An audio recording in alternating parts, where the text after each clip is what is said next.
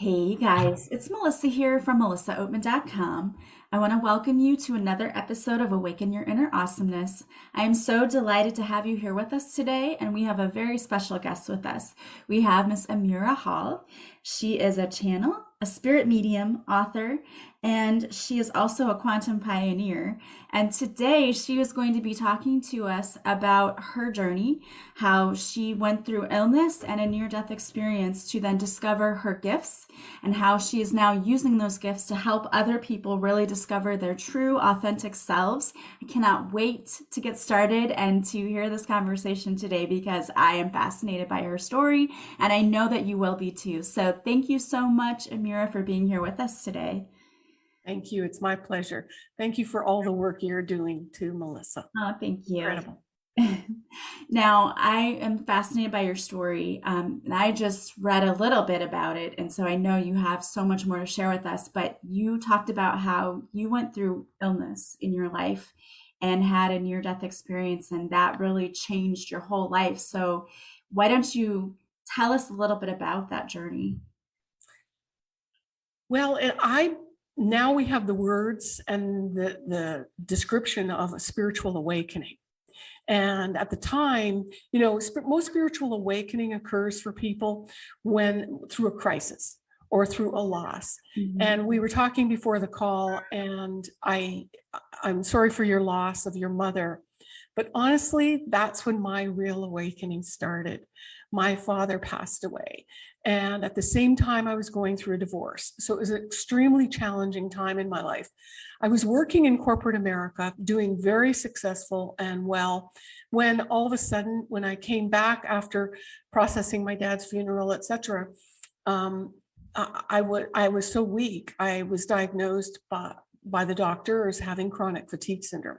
That was back in 1991. So we didn't have the internet. There wasn't any talk about chronic fatigue, but I was devastated. I was completely incapacitated. And before long, I lost my job. So I had, what is that? Three whammies. They were all big ones. And I was new to the United States because I'm a Canadian born American, but I was lost. I had no friends. I had no support system. So I really truly relate to anybody that's going through. You check the boxes. There's a lot of them. It's a big deal.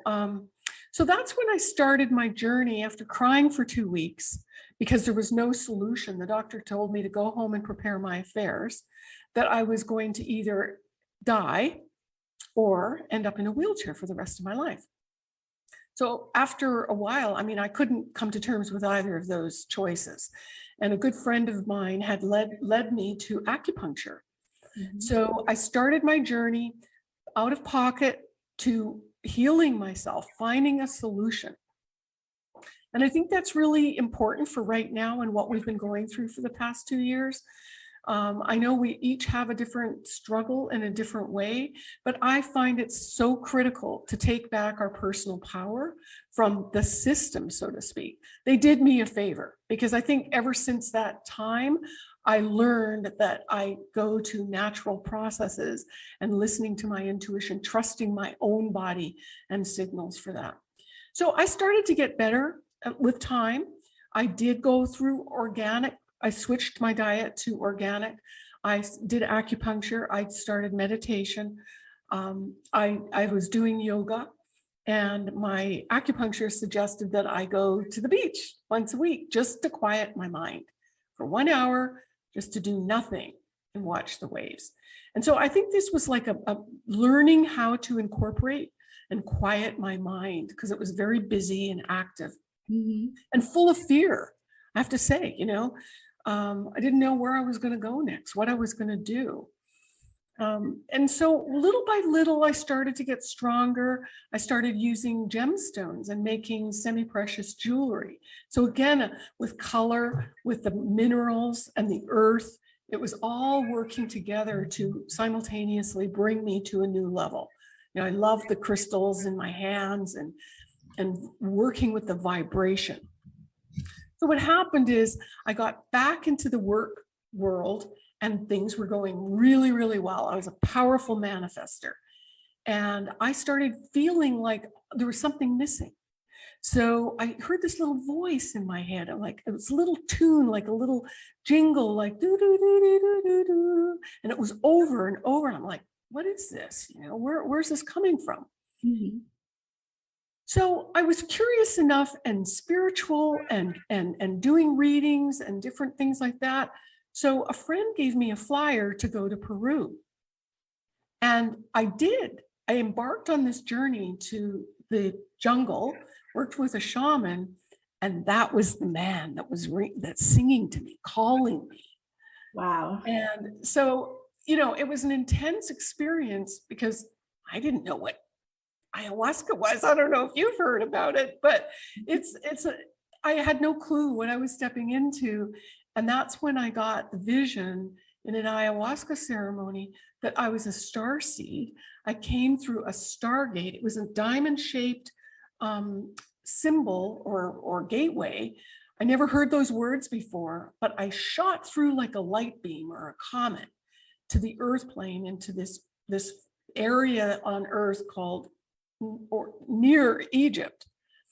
And I'm like, well, wow, that's fascinating. That's interesting. But in that moment, I knew I needed to go to Egypt, that was the next stage of my journey. I had no money, didn't know how I was going to do it. And I just said to Spirit, okay, I'll go, but I need the money. So then I heard this little voice say, well, with your tax return, if you get a tax return, then you're going. So sure enough, I got the tax return refund and away I went. Had an incredible journey. And it is off the charts, mind-blowing in so many ways, taking you to a new high spiritually. And I just want to share that I am leading a group again in Egypt this October. So anybody who's curious or ready for this activation that is profoundly coming to us as spiritual seekers. So, by the way, you don't have to have a near-death experience to come to the journey, or that's not part of the journey. Yeah. So, so there I was. I was, you know, having these celestial music playing in my head or telepathically in the temples. I was communing with some of the granite statues. I mean, Egypt came alive in ways that I could not have ever imagined.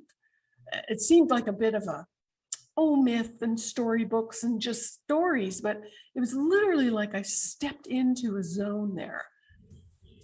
Well, I ended up staying a little bit. I extended the journey after the group left, and I was purchasing some gemstones they weren't gemstones, pardon me. They were little trivets or beads, antiquities that I could put in my jewelry. And I thought, wow, this would make it a really super powerful amulet, right? Yeah.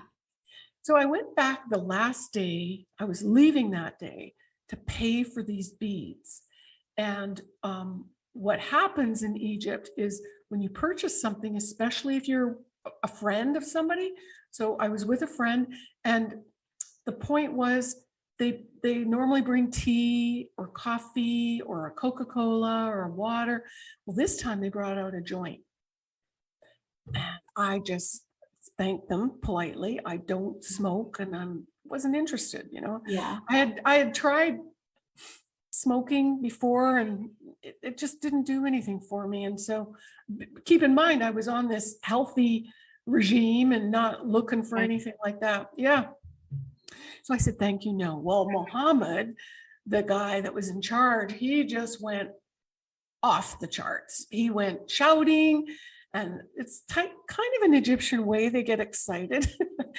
But I interpreted it like he was just screaming at me, right? Yeah. I was feeling vulnerable and withdrawn, and I'm the only female in the room. And so you thought he was like offended that you would? Oh yes, he was. He kept shouting, "It's the best!" So like he thought I was refusing it just because it was crap or something. Oh, and so I'm just more quality, but no.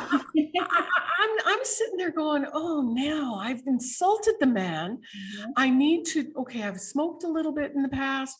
Doesn't do much for me. I'll just go along, I'll be gracious, and then I'll be on my way, because nothing will happen, because it never did. Right. So, well, that didn't quite happen. Okay. What did happen was the joint went around twice. I politely made it look like I'm inhaling. And next thing you know, it was time to go. And everybody bounces up and they're ready to walk out the door. I couldn't move. My legs were paralyzed. I was sitting in a chair. My arms were stuck down. And I felt myself standing behind myself. Wow. And it was like I could feel myself leaving the body. I could see everybody that was in the room. There was all of a sudden, there had been about 10 guys, 8 to 10 guys. And it was like I could see them. Where I was like at a circuit city with 20 different TV screens in front of me and everything playing a different movie. And I was real like, oh my God, I'm seeing their life. And then, so as I'm standing behind myself, I kept feeling, I got to stay in my body. Got to stay in my body. I put my hands out in front of me to, I thought, if I could just splash my face with some water, if I could just get myself and keep myself here, the water will jolt me. But my friend walked it towards me and it felt like slow motion. I remember just getting my hands about here with the water. And I remember thinking, oh shit, my mascara is going to run. And so I was like, oh my God, the vanity, right? In the very last minute, there I was worried how I was going to look. That sounds like something I would say too, though. Oh, yeah. It's a girl thing. What can I say? Right. We've been conditioned. Right. Yeah. And conditioning and programming. And look, I needed to look good in my death. Well, the Egyptians make a big deal about death and ceremony and the afterlife. So why, if I was here and now, I would take that with me. I want to take whatever I can, right? Right. Anyway, it's not logical. But what happened was I literally apparently blacked out. Apparently my body froze, my arms and legs stiffened. I was on the ground. They were pounding my chest with all their might. Trying to get my heart pumping and my breath going. They dragged me out, loaded me in a truck, and had my head propped outside the window of the pickup truck, barreling down the road, trying to get me to a hospital. That's when I started, next part I remember is I was shooting through the sky and it was like the galaxy. All I could see was black and stars, and I could see the earth, and it was a very small little dot. And I was going so fast, it was getting bigger and bigger and bigger and bigger. And I'm like, oh my gosh, it's such a big place. How am I going to find myself? And so I located, it was kind of like a GPS or a plane coming into land, you know? And then I heard this strange language, didn't understand. And I'm like, I don't know where I am. I don't know that language.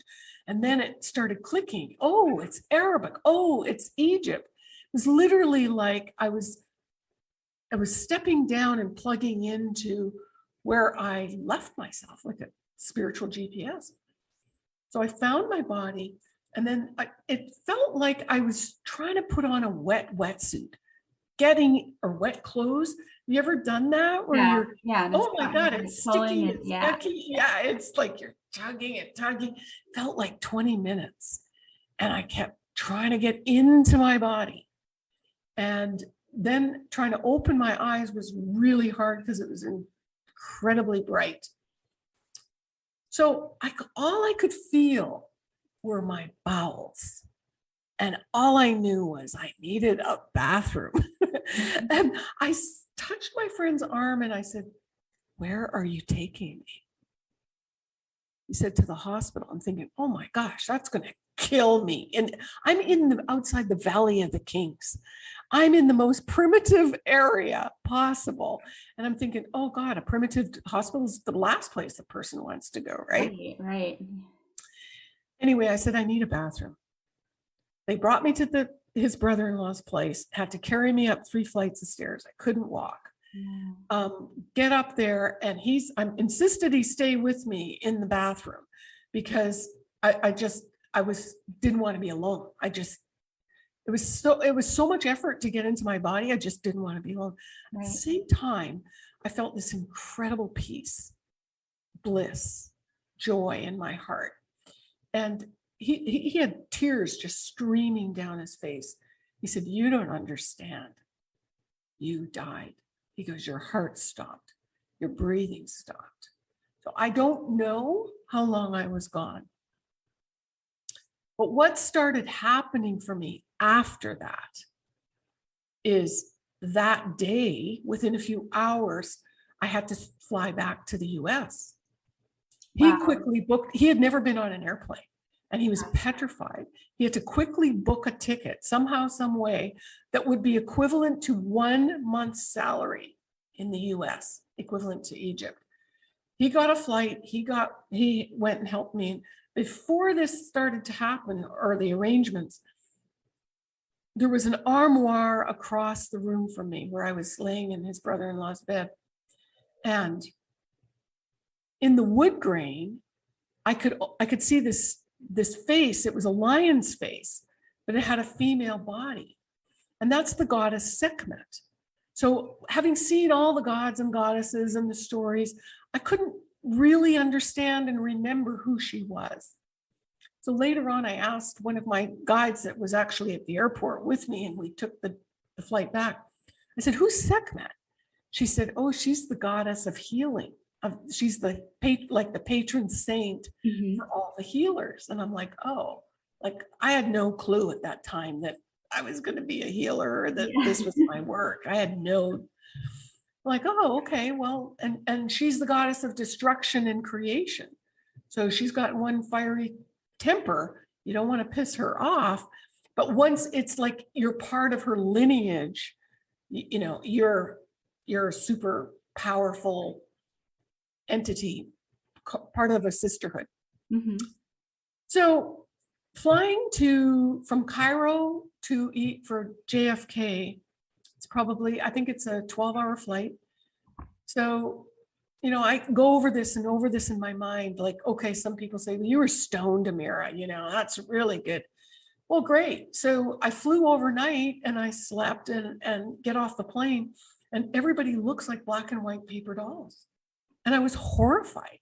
I was like, holy shit, what is this? Where am I? I don't want to be in the United States. It's ugly here. It's horrible. And I was looking at my book and struggling because I didn't want to look up and look at any people in the airport. It was like horrifying. All I could feel was grief, depression, anger, and fear. And it was everywhere in everything. And it took me, I flew to Atlanta. By the time I got to Atlanta, I realized I am walking in the land of paper dolls. I too am a paper doll. And it was like this understanding of we here collectively are lost, and we're below this range of a high frequency that is love. We don't know how to get there and stay there and have that bliss. Wasn't until some time later I started getting these downloads of where I went and what happened.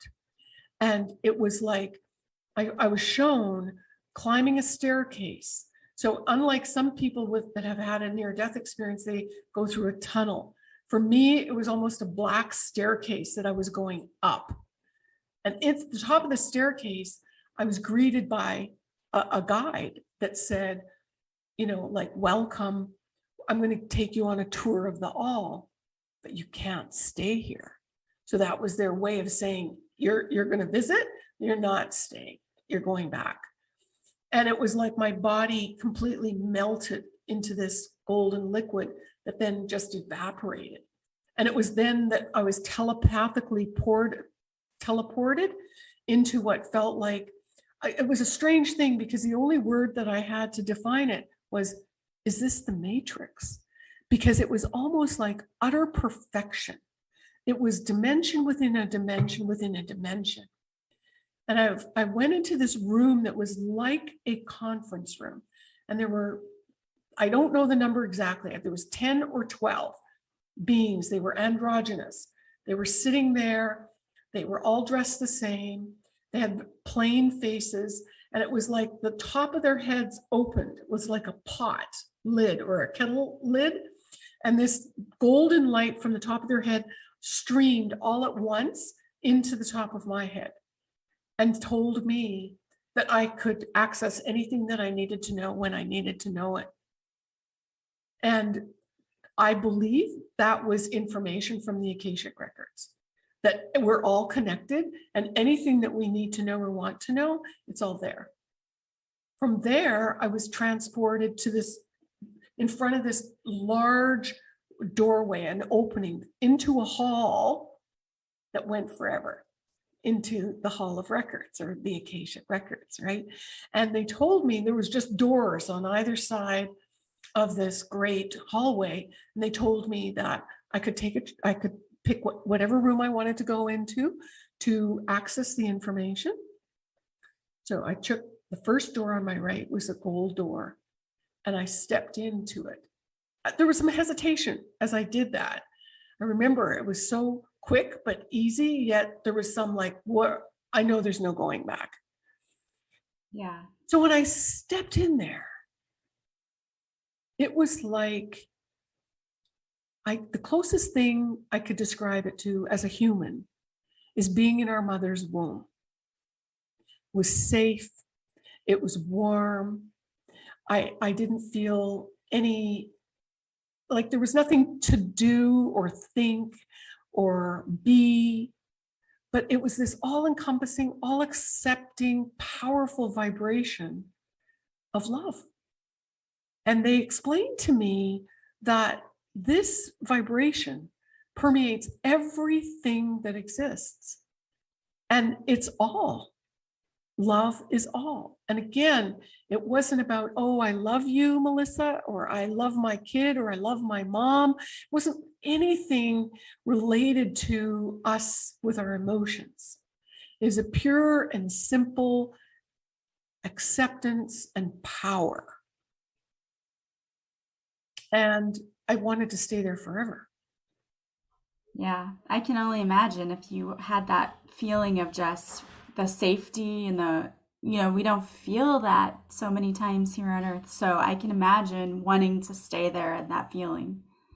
And comprehending the vastness of that frequency, and that it creates even hatred, and it creates things, and it creates situations, and it creates literally everything. I mean, that is mind-blowing. And I don't know that our human or our linear mind can truly, truly comprehend that, not to mention our emotional self. So just as I was whisked, I was in that, and it was moving. It was like a kaleidoscope of dynamic, moving, vibrational fluid. It was all of it, I was like thrown out, like a boom, and you're out. And I'm like, well, that was hard. I didn't want to leave it. And of course they knew that. Yeah, right? yeah. Rude. And I think out. when we pass, when we leave this earth body and we go into the next realm beyond the veil, that's what I believe it's like. When we finally drop all that earth energy, we step into that collective being part of everything that is. And I do struggle with that. I do struggle with keeping what I know and what I experience, keeping it with me. It's an ongoing reminder for me as I talk to you and explain and share it with people. I too am, it's almost like there's another person here listening to the story, So I was thrown into the corridor again, and I saw this pink door. I walked through the pink door, but kind of expecting a similar experience. There wasn't that. It was like a green, emerald green, opaque, not dense, but somewhat heavier energy.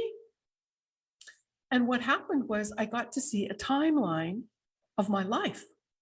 And I believe that was my life review. I got to see how every emotion and all of my stuck feelings and thoughts created my illness from 7 years prior. Wow. I got to see how I destroyed my relationships. I got to see how I created the situations with my work or other friends, etc. I saw the whole thing. And it had nothing to do with anybody else. It was all of my emotions.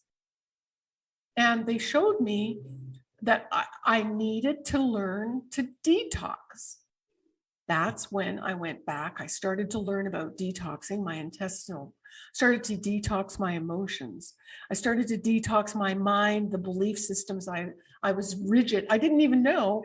And then to this day, and I think it's an ever unfolding journey of releasing beliefs and thought forms that are not true or real or misconceived. And so that's when I knew my journey first was for me. My journey was to heal me, Amirah. And the old adage is, healer, heal thyself. We are no good as a healer or a teacher unless we are an active participant in our healing process. And honestly, that's my biggest pet peeve, is that there are so many so-called healers or teachers on the path that aren't doing their personal work. And, I really applaud you for sharing and being so vulnerable with your journey, because this is monumental for you as it is for your mom, but it's very powerful for the people that you are leading.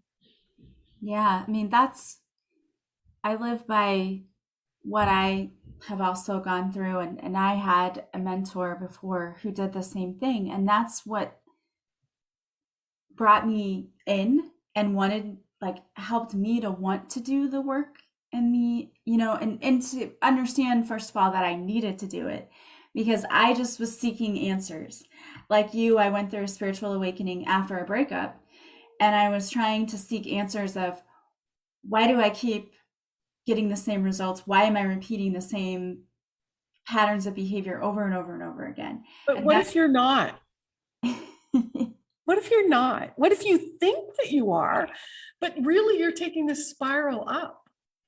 It's true. Because that's what you just showed me, and I'm not holding back. I think you're harder on yourself and don't recognize, or I think you do recognize, but what if we don't? I started to adopt that. Like, what if it's different than my perception is right now? Yeah. It's so liberating. It is. I mean, there are a lot of things. You hit the nail on the head. Like, we have so many conditions put on us, and we are way harder on ourselves than anybody else could ever be. And that's why I think this work is so important, because it is about love, that place of love. Again, exactly what you came back to, and not necessarily the love like we understand what love is. I think it's even beyond our comprehension. As you said, when you felt that total love, it was like nothing you had ever really felt before, and you couldn't describe it. No, I still struggle, and it's been 22 years. I think words that are starting to come into our everyday language that are helpful are like high vibes. Yeah. What we know when we go into a room and it's a real downer, or we know when we like being with somebody that's, or being in their space where they're present and there's something so yummy about them. You just feel so good when you're around them. And now when I go places, people go, there's something different about you. See, they don't have the vocabulary to say, oh, it's her frequency. Right. That's carrying that love vibe, I think. But we have to clear those unconscious and lower vibrations that are literally keeping us away from what we already are. So I think the big takeaway was I learned that until we start doing the work, is that's number one. And then as we do that, we recognize that we're just letting go of what we're not, because the truth is, we are love. We are this high superpower creative energy. We're super creators. And we've all forgotten. 20,000 years ago, we've fallen into this great amnesia. And our souls have incarnated and incarnated and incarnated. And we've got these lifetimes of, clay that's just keeping ours heavy. But now we're like punching through this barrier, and there's a force of people that have done their work, and the force field is building and building and building and building so that we can more easily step into it. You know, I started my journey 40 years ago. Okay, so it's now an accelerated pace. And I remember saying to people, and you're going to need tools. You're going to need tools to help you navigate the uncertainty. And so that's what I do. And that's what my book, The Essential Guide to Spiritual Awakening, and my Stress Buster, which is on my website, that they're both tools to help you begin letting go what you're not, the beliefs, the ideas about yourself, your limiting perspective, your judgments, your fears, all of that, so that you can start shining brighter. And that's it. And God knows where it's going to take you, because I believe also, as we activate our spiritual gifts simply by letting go of what we are not, the spiritual gifts are going to blow our minds. And I think, like, okay, telepathy or clairvoyance, which is something that I really focus on helping people with. I work with the upper chakras because I believe that's where our power center is. So all of you empaths out there, guess what? We're all empathic. That's a natural ability, but we don't have to be taking it all in all the time. There's ways to adjust our frequency so that we're managing it, not being a victim to it, or hiding, or not being able to show your light and all that you've come here to do. So back to the spiritual abilities. I think in my lifetime, I'll be able to walk through walls, or other people watching them just appear in my living room. And so I think it's going to literally blow our mind. I think there's so many other spiritual abilities that want to come in, but we all have to raise our vibration. And then, we're not going to be able to lie to ourselves. Yeah. There's going to be talk about truth sayers, we're going to be, it'll be instant karma, and it's already starting to happen. You say some things about somebody, or you go against your own better judgment, there's karma right there. It's going to happen faster and faster and faster. So more than anything, we need these tools to navigate it, because otherwise, I really feel some people are going to lose their minds. Yeah. And many souls will be popping out of the body because they won't be able to handle the frequency. And that's not a bad thing. I mean, quite honestly, if I would have stayed on the other side, I would have been happy to. And I don't mean that as a person that's going to take my own life. No. Right. It's just knowing and being there. I am not afraid.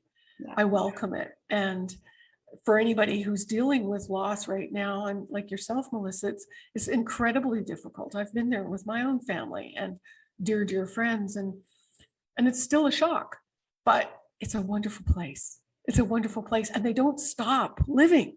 That's the best part. Yeah. They're still here and they're still talking to you. Yeah.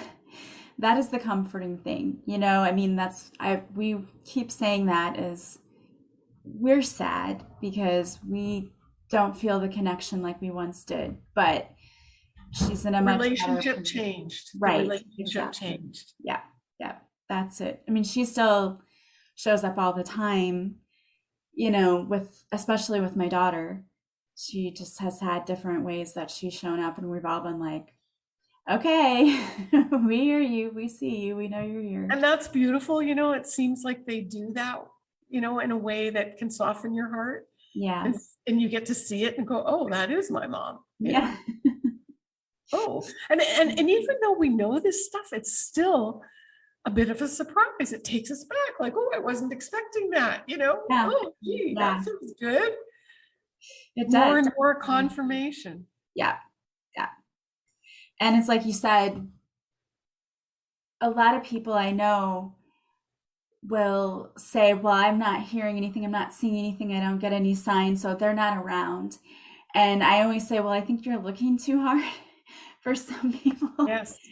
Sometimes they're just so afraid that they are going to get the message too. Yeah. But I find too, for people like that usually in the dream time is the first time that they show up. and they'll leave a little message. And it's always helpful if you just say, well, give me a sign, you know, and then you have to let go. You truly have to stop looking, and it might take a week or two or less, but just a sign, and then you'll go, oh, was that them? Because I just saw something that said a quick guide, and maybe that's Yeah. you know, like, oh, and then there'll be another one, and then another one, right? Yeah. Yeah, exactly. And you're right about coming through in dreams too, because that happens a lot too. And I think for a lot of people, they just don't remember sometimes their dreams too. And that's a problem too. So saying, please help me to remember my dreams and write them down like right away when you wake up, if you think about it, because sometimes if you're like me, I'll have a dream and 5 minutes later, it's like, I don't remember what it was about now. So I need to write those things Yeah, down right yeah. away. So You know, Melissa, you reminded me of a client that passed away last year, and she was a longtime student, and it was difficult, but it's almost like she just welcomed it. And I worked with her husband some, and then after she passed, he struggled a lot, and we started doing some work together. And I'm going to give you the Reader's Digest version really quick, but he's always been a musician, and he wanted to, his hope and his dream of dreams was to be a full-time musician. He was never really validated for his gifts.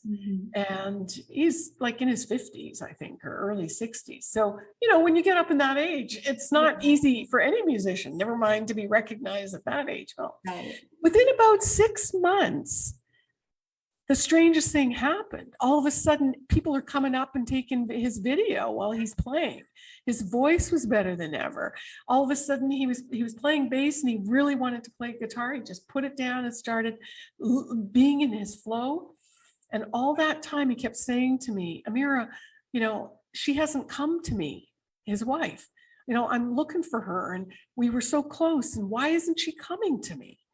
And it literally, it wasn't even 6 months. And just a few weeks ago, he said, Amirah, she came in my dreams. And it was so real. It was so strong. And she held me, and I held her, and there was no words said. And it was the longest, like she was really in the bed holding him. And then he woke up and just sobbed and sobbed and sobbed. Another layer of his grief, but such a real connection. And it was extremely profound. Of course, I had messages for him along the way, but he was pissed off. He's like, how come you're getting messages and I'm not? You should go for a third party, right? Yeah, like, darn it, Amirah, I appreciate you, but it was a personal thing with her. Yeah. So anyway, it was beautiful. And I just want to say that now, I mean, after healing and going through that, he's manifested so many gigs for his band. They are off the charts. He is so busy. He's now complaining he's too exhausted from too many gigs, and has all this extra money. He's renovating his house. And it's so cool when we finally get into our flow. And as much as they were entwined, and he cherished her with all his heart, it's not been since her leaving that his own gifts and spiritual abilities are cranking up. And I've heard that a lot. A lot of people awaken to their gifts after the loss of someone significant. Whether it's a relationship or, and why is that? That happened to me. Yeah. I got divorced and my dad died. Well, those energetic frequencies had occupied so much of my own energy field that I had no idea. That's the unconscious energy I'm talking about. So, like, I often tell the story, like, imagine that as a soul, you come as an energy into a fetus. All you know is your mother's womb. It's safe, it's warm, we're back to the womb again. It's loving, right? And literally what you're doing is you're absorbing your mother's thoughts, feelings, all of her belief systems. So through osmosis, we're literally sucking it up. You're matching your mom's vibration frequency. You don't know that because you don't know anything other than that vibration, the new earth vibration as a soul. Then you're born and you match your father. You match your friends, you match your school and your teachers and your religion and your culture. And it goes on and on and on and on. When we hit puberty, we start to push back.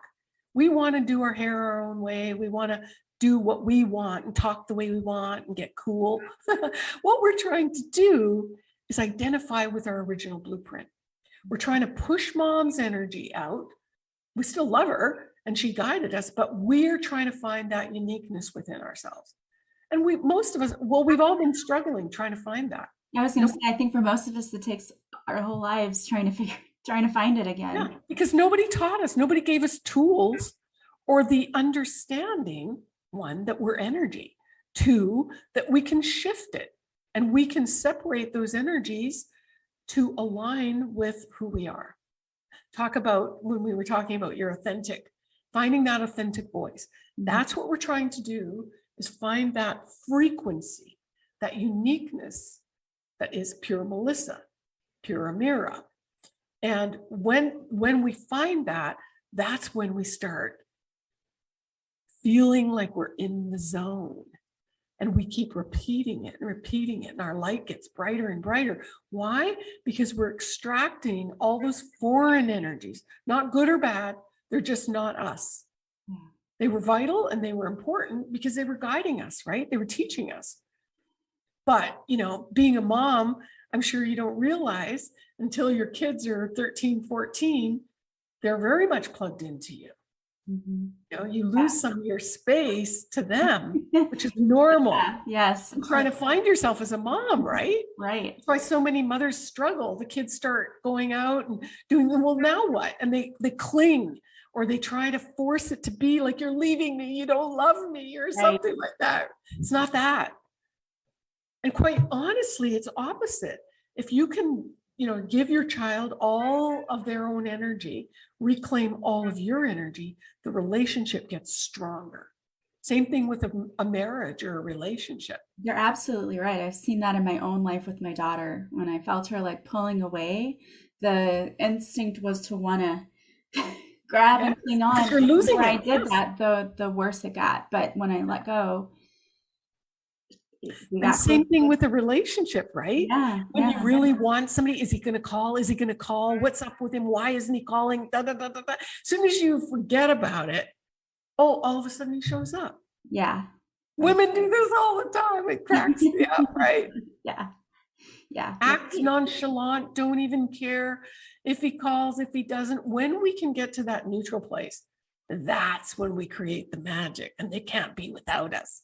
Yeah. The trick is learning how to keep that dance going, right? Yeah, the balance of it. That's right. That magnetic energy, the thing that draws us to them, is the very thing that when it's stuck in our energy field, it pushes us away from them. Yeah. It's learning how to manage our energy, be in the flow, to be in this creative alignment, having clear alignment with our chakras, etc., and not like, if I just told you about Egypt, you went there.